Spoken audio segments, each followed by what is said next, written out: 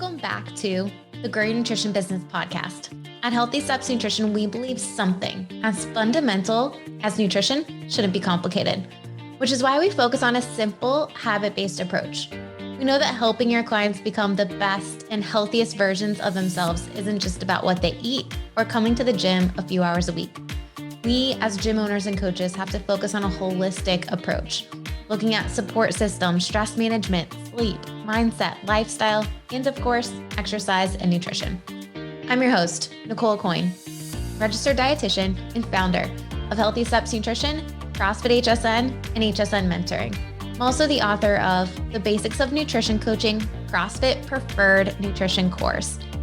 In this podcast, I'm going to teach you how to make one step at a time to becoming the best nutrition coach and building an awesome habit-based coaching program. Today's guest is my husband, Jason. Jason runs CrossFit HSN and handles most of the operations at Healthy Steps Nutrition HQ and handles all of the financials for HSN Mentoring.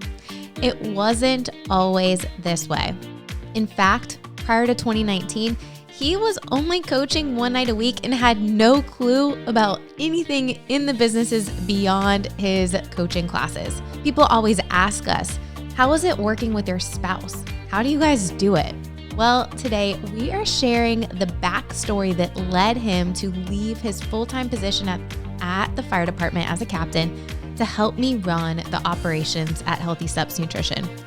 We discussed the challenges that we had early on and 3 biggest pieces of advice.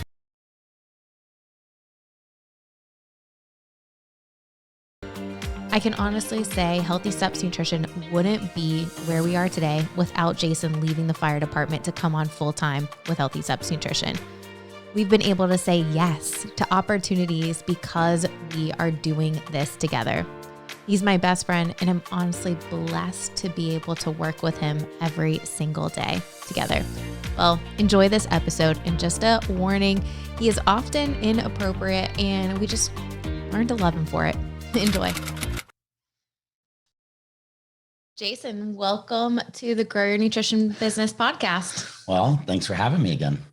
I'm excited to talk about today's topic because it is such a common thing in CrossFit gyms. And most couples don't know how to handle it. I don't think really it's addressed anywhere. Like where in the rule book or the playbook or any book does it say, hey, this is how you should work with your spouse in the fitness industry? And that is a very common theme, especially with a lot of our clients. Yeah. So we had the OMP meeting last week, the Owner's Mastermind Project. And first time you joined. Well, I have a PT session every day at 12 o'clock. So, I mean, I was hoping you could move the meeting for me and, the other 60 people wouldn't, but I understand. But yes, I was at the first OMP. It was awesome. It was good to see a lot of the gym owners that run our program. And it was good to just kind of hear what other gym owners are going through and be able to contribute to that conversation a little bit. Absolutely. So one of the questions that came up was, how do you work with your spouse? And I think for people to understand how we work well together, I think there needs to be a little bit of a backstory. So I started Healthy Steps Nutrition when I moved down to South Florida before I knew you. So BJ before Jason. Okay. And it was kind of my thing, right? Yep. You were working at the hospital. You were doing personal training sessions. You were doing nutrition coaching. You were all over the place. I was a hot mess all over the place. You were hot though. Thanks. Yeah. So then we end up meeting at a CrossFit gym, at a CrossFit competition. Yep. You were with Fred, one of your best friends. Yep. And you guys had the kids on your shoulders, and I thought you were super cute, but I was like, are they together? I don't really know. Maybe. You never know. I mean, it's okay. I wasn't sure. Okay. So then we end up starting to hang out, started a date, and at one point in our relationship, you said, Nicole, you're not happy at the hospital. You need to leave. Like, oh, you just fast forwarded like 2 years. So, okay. Yeah. So you were at the hospital and you were juggling all these things. And I was at the fire department and it got to a point where it was just craziness and you needed to focus on one thing and be really good at that. So you kind of pushed me to leave the hospital, do Healthy Steps Nutrition. We started getting bigger. And bigger. Yes. Then fast forward a few years, you're a captain at the fire department at this time, and you're not getting good sleep. You're helping, like your passion for helping people is there, but you're on the opposite side of the healthcare, sick care system. And now you're not happy at the fire department. You're like, Nicole, I want to leave. Yeah. I had 17 years total in the fire service. And, my kids, our kids were at that age where they were 7-ish and 8, 9, and they were getting to the point where we were having fun with them, and I wanted to be around more, and I wanted to be the best dad and the best husband. And we all know that sleep deprivation will make anybody cranky. And so, yeah, I think I got to the point where I was not enjoying going into work every day. And that's a big thing, right? Absolutely. And then it was a combination of that. I started traveling more to do speaking events. You were getting busier. And I'm like, man, I wish you could come with me, but it was not possible for you to take off from the fire department. And then it's more time away from the kids to be able to come with me. So we go to Greece. And the point at that point was like, all right, well, you're going to take FMLA.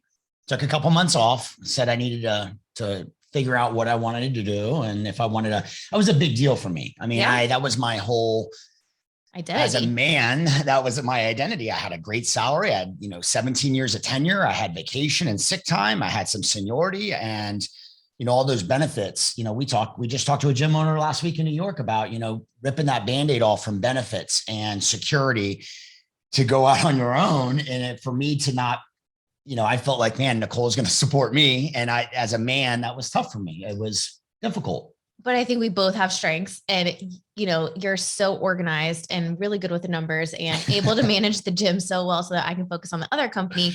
So you leave the fire department, FMLA. So then we get back, and we had a GM at the time. She ends up switching careers. Yep. And this is the pivotal point, in my opinion, where we figured out, can we work together? I went from coaching 1 day a week and just kind of going into the gym, making sure things were groovy and clean. And then, it was. So then this was a super interesting time. And I think this is the point where every couple that works together really has to figure it out. Because at some point, everyone will have to deal with this. There's typically, at least from all the gym owners we talked to, except one couple, it was one spouse was doing it and then the other one jumped in. And when the one spouse is doing it, they understand all the systems and processes and everything. When the other one's jumping in, the one spouse is like, all right, I can't do all this. Here you go. Which is kind of what happened. I feel like we just heard this between Autumn and Rob. And we just heard this last week on the OMB call. It was, it's very similar messages, right? And so this is a great time to talk about it. And let's talk about some of the friction that, we discovered. And luckily that was almost 3 years ago, but let's talk about it. Cause I think now looking back, I wish we would have probably done some things differently. Yeah. I think the biggest thing, I was trying to juggle all of these things and managing schedule, managing the business side of the CrossFit gym. And then at the same time, managing all of that for mentoring, it wasn't going to be possible. So you got kind of thrown in. And I think there was some friction there with us because I kind of thought, all right, well, you're a really smart guy. Thanks. Here you go. And you unfortunately didn't have the skill set at the time. Now you're wonderful with Zoom and all the things. But at the time, you didn't work from a computer. So you didn't know a lot of that stuff. And there was a lot of frustration between both of us because I was giving you stuff and you were not.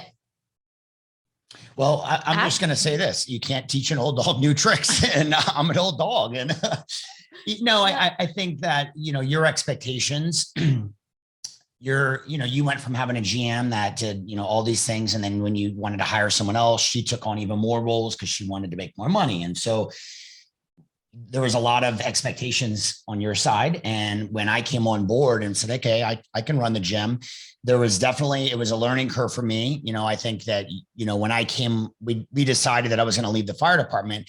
It was going to be, hey, you're going to take sales calls. You're going to be a nutrition coach. You're going to run the gym. You're going to do the scheduling. You're going to do some social media stuff. You're going to write cards out to everybody at the gym.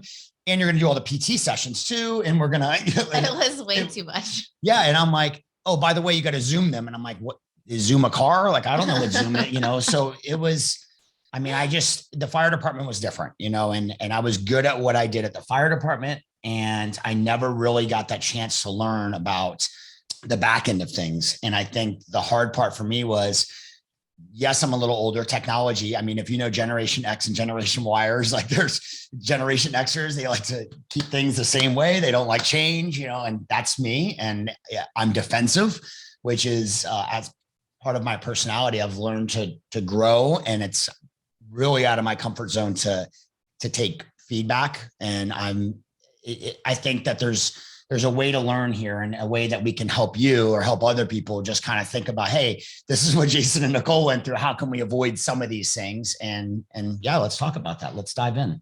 Yeah. So I think, looking back, one of the things that I made a mistake on is kind of, hey, here's all the things that we need to get filled. You're the closest person. You left the fire department. Here's things that need to get done. And they weren't necessarily things that you were passionate about or that you loved, but there are things that you're super passionate about and that you're really good at and that you do love. And like, who doesn't want to focus on those things? Right. So, when we think about, all right, what are the things that we've learned and the biggest pieces of feedback? The first thing, I think, if you're working with your spouse, we need to figure out, all right, what are the roles and tasks and what are the lanes that you're staying in? So important. I mean, there are things that I'm passionate about and I'm good at. And guys, think about this from any perspective. You have somebody on your team. I mean, our pastor at church, says, they use the DISC test. Everybody uses these personality tests, right? It's so good from so many perspectives because what they're good at, how they're going to react, how they need to be coached, their hot buttons, what not to say. And we didn't do that with each other. We love each other. We're married. We're a couple. We're going to make it work. But we didn't take this test to go, okay, well, these are Jason's hot buttons. And right. Yeah. And I think, it took way too long for us to figure out, and like way too many tough conversations and frustration on both ends to figure out you're not actually loving any of these things, which is why you're not doing them and they're falling through the cracks. So like, let's just take them off your plate so that we're both happy. Yeah. And, I think if we could, as couples, of course, there are jobs that I do that I don't necessarily love, but over the years, we've slowly gotten to a point of like, let's take off the things that we don't love to do and add more room for things that we do love to do that we're really good at so that we can thrive in the positions that we are in and that we love them. So I think that's probably one of the biggest things that you have to sit down by yourself really and think about, what do you love about what you're doing? What do you not love? What are you good at? And you need to like put into these columns and figure out what are you good at and what do you love? And those are the things that you should stick to. And the other thing as a couple, especially for someone who is the person that started the company, like you have to realize that expectations have to be, it's an interesting situation because, you want to get things done, but then you also have to have this personal life, and not everyone, no matter if it's a spouse or anyone else, they're not going to do it the same way. And likely they're going to do it better once they figure it out and get the systems going. Right. But I think, for sometimes it's like, oh man, I didn't do it that way or didn't get done that way. Like, is it getting done? Is it getting done well? Okay, let's move on and let that person be in that lane. Because I think even still sometimes now, like you'll get frustrated with me or, we'll have a conversation and it's because I'm jumping into something from the gym that I need to be doing nothing with. Stay in your lane, girl. Yeah. Well, I mean, think about this. I mean, as a coach, as a gym owner, what do we focus on as nutrition coaches? One habit at a time, right? So when we start going, okay, I need you to do these 7 things, automatically, I'm going to start failing at something. I need to learn one thing, get good at it, and then move to the next thing. And then as that goes on, I habit stack. Does that sound familiar? I mean, that's what we do, right? And so what's different? Really nothing, right? I mean, it's the same way, especially with someone that's maybe a little older and that doesn't have that computer skill set, or just different, right? We have different strengths and weaknesses. We get it. There's an age difference. Okay. You said it. So, I think that's a piece of it. And then you also have to understand, we had Tim Arnold on the podcast last week. He talks about healthy tension. And one of the tensions that he talks about is profit and purpose. And I think this one really, really is good for us because I am so biased on the purpose side and I do not focus on the numbers at all. And that is a weakness. I am well aware of it. And you keep me in check and we have conversations about it. Like you're all about the purpose too, but you also are like, Nicole, We can't have negative $20,000 in 1 month. We have to always go to the positive side. You can't spend $50,000 on when we make media. 20.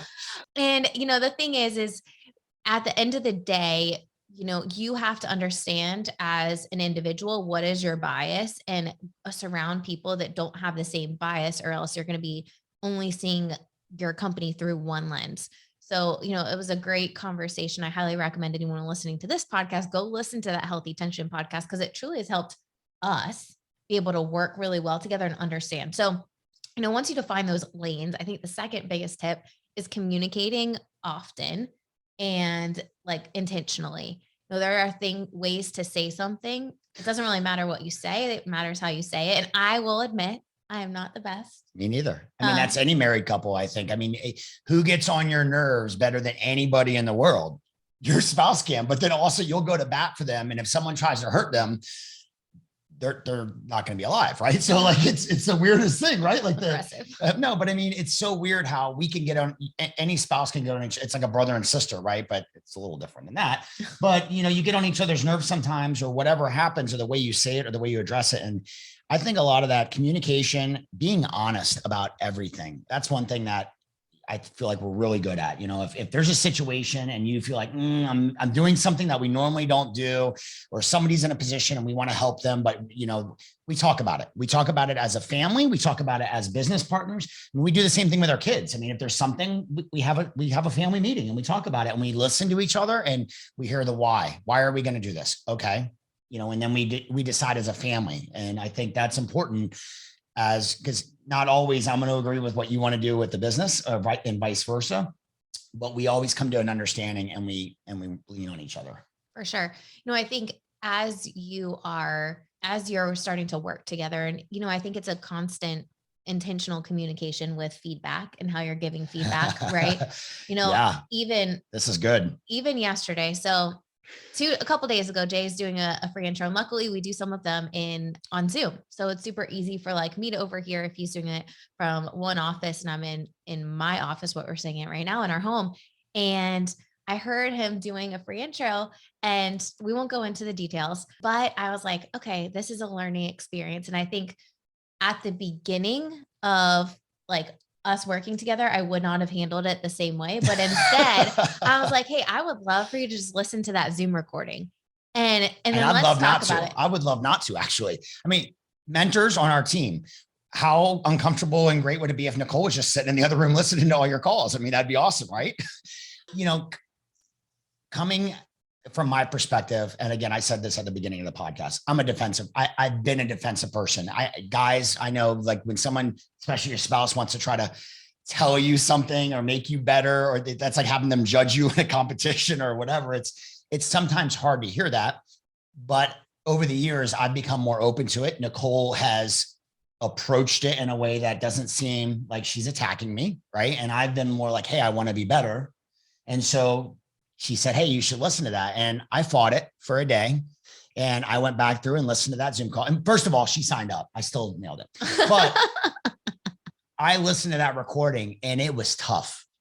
It was really tough for me. I took a page worth of notes. It was all about me. It was conversations that I did not handle as well as you're going to beat yourself up. We won't go into the details, but the point is like, hey, let's just have a conversation about it. Why don't you reflect on, see how things go? You did a great job. There were just a couple of tweaks that I overheard that I was like, hey, maybe we should do this a little bit differently. And you can, and it was, instead of me saying like, hey, you did this wrong, or do this instead, it was like, let's reflect on what you think that could have happened. And then let me give you some tips. I think so many times we're all in a systemic way of thinking like, okay, it's all about a checklist, when in reality, like, letting people actually think and come up to their own conclusions is going to be so much more powerful when we're talking about growing as a person, as a couple, as a business. Couldn't agree more. If Nicole would have told me, hey, this is how I maybe would have talked about this or this, I probably would have remembered it then for an hour or two. And then come next week, I'm going to get on a call with somebody, and I wouldn't have learned. I would have gone back to that old way. And now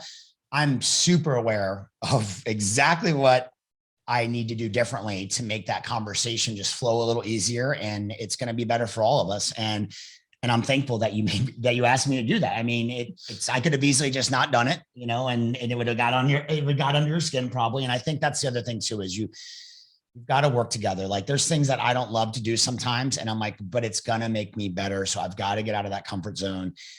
And it's tough to get out of that comfort zone sometimes when we get stuck. I think we all get stuck, and that's part of growing and getting better, right? Absolutely. Okay, so communicating well and maybe asking like your spouse, hey, reflect on this and see like what could you, it's easy to reflect on things when you can go back and listen, For right? sure. Absolutely. So like if we didn't have that Zoom recording, it would have been tough for you to be able to reflect back on that call. You probably wouldn't have picked up on the things. Nope. Which is one of the reasons why I love doing some free intros on Zoom, because then we can go back, like some of our nutrition coaching calls are on Zoom. So we can pull them, listen to the coaches, have them listen to it and reflect back on what they can do better, which is amazing way to learn. Instead of me telling you what to do, why don't you listen to it? You come up with your own feedback and then let's talk about it to make you better. So communicating often. I think the third thing, which is something that we're intentional about, but we still struggle with, is being intentional to prioritize your relationship. So, turning it off at 6:00. I've been to quite a few different therapists over the years. And, it's easy for people to say like, oh, just stop talking about, your business at 5 p.m. or 6 p.m. Like, I don't know a business owner that can actually do that, because we don't do that. Like there are things that come up, there are Slack messages that come through, whatever the case may be, that'll spark a conversation. But I do think, and you especially are so intentional with saying like, hey, we're getting away. We have a vacation on the books that's just you and I, that we can go somewhere, unplug, disconnect. The first vacation we actually went on and didn't do any work was this year, right? Yeah, with TJ and Shayla. So much fun. We went to Africa and it was just a great time to connect with each other. And I think so many times business owners, we get so in the weeds with work and life and all these things that we forget to like, hey, we have to step back and actually enjoy our relationship too, because isn't that what life's about? Yeah, for sure. And I mean, now, does this mean things aren't going to come up? I mean, over the last 3 years, we've had 2 employees resign. One of them was on like the first day of spring break with our family on a vacation. And that does come up. It happens. Yeah. And you know what? That's a situation where, okay, well, that morning we're going to take care of it and then we'll move on and we'll enjoy the rest of our vacation. But being mindful of that, trying to shut it down, it's tough, guys. I mean, even our pastor, TJ and Shayla, we say, how do you guys do it? And they're like, how do you guys do it? Because nobody knows how to do it really well. And there's sometimes that we enjoy doing that. We'll go to Marco Island. We'll be sitting out at 7 a.m. with our coffee, looking at the beach, and we both have our laptops open. And that's that's our first hour of the day. We knock out whatever we want to do. And then there's other times when that doesn't happen at all. Finding that healthy balance, I think it's going to be different for everybody. There's times when like, okay, hey, I need to shut it down. Can we talk about this? Can we table it? Right? Can we table this till tomorrow? If there's something that you want to talk about, there's times where I have an idea and it's like we need to talk about this now. And then there's times where I can put it in my notes section. And then tomorrow we're going to go through my notes and vice versa. And we're going to address those issues. And it's tough. I don't know that there's an answer. I don't know that there's a book. It's like, how do you raise a child? Let me know when you find that book. So it's tough, right? Yeah, I think you really just have to figure out what's going to work well for you, but also prioritizing your relationship is so important. Like we go on a date night. I look forward to that. We go on vacations. We do stuff with us as a family, but then we also do stuff with us too, which is so important. So, when you think about working with your spouse, there's not a one size fits all model, but there are some amazing people, especially in the CrossFit community, that do it so well. And I think when I think of all the couples that do it well, when I think of Dan and Amy Hollingsworth, like they work together, their gym's been open for like 15 years. Yep. Jocelyn and Barry with CrossFit Generation, they've been open for, I think, 15 years as well. Like Rob is going to soon be bringing, hopefully, I think there's so many couples that do it so well. And I think they all follow these 3 things. They define the roles that they're doing. They stay in their lane. They communicate often, and they also prioritize their relationship. And when you think of being able to work with your spouse, it can't just be about work and it can't just be about the relationship. There has to be a balance there to be able to build a successful business so that you can have the impact you want in the community. Yeah. And I'm going to go a little further and make Nicole probably a little uncomfortable, but we sometimes Donald Miller said this from Story Brand. He said, when him and his wife, Betsy, aren't having this, when they don't feel connected, right? When your stress level is at like a 9 and your spouse's stress level is at a 9, and then the kids are like, being kids. And then all of a sudden you don't feel like you're sometimes you're just not meshing, And he said, what we do is one of us will go up to each other and go, hey, I don't feel connected to you. And so that's an opportunity to get connected. And again, I'm going to make Nicole a little uncomfortable here, but we schedule time for us too. Like it might be in the middle of the day. It might be on a Wednesday and say, hey, do you have time for me? And so if she's got a break in that day, and that's some time that we spend together, you know what I'm talking about.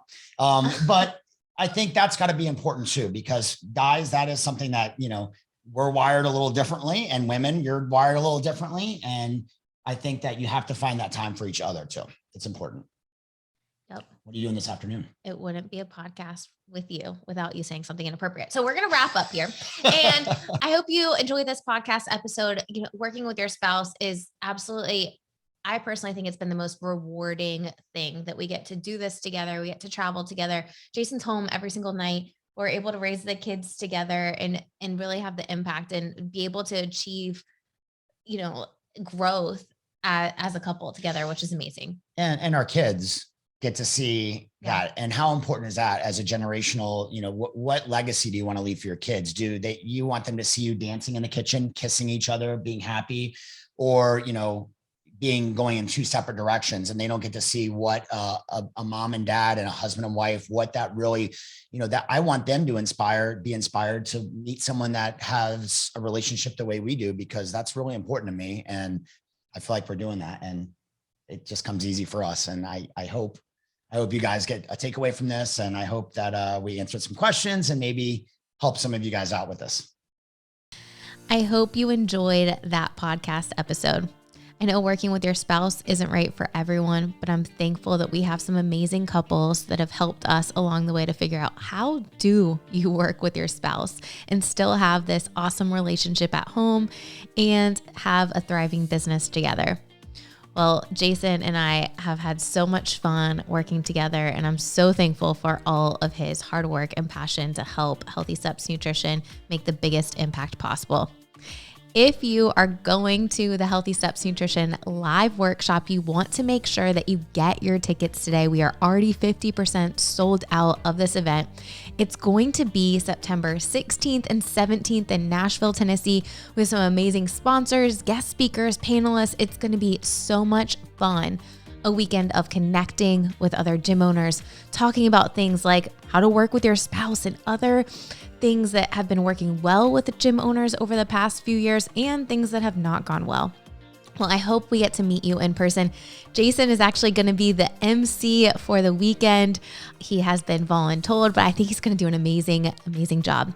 Well, I hope you enjoyed this podcast episode. Don't forget to grab your tickets to the live workshop, and please don't forget to subscribe, leave us a review. We'll see you back here next week.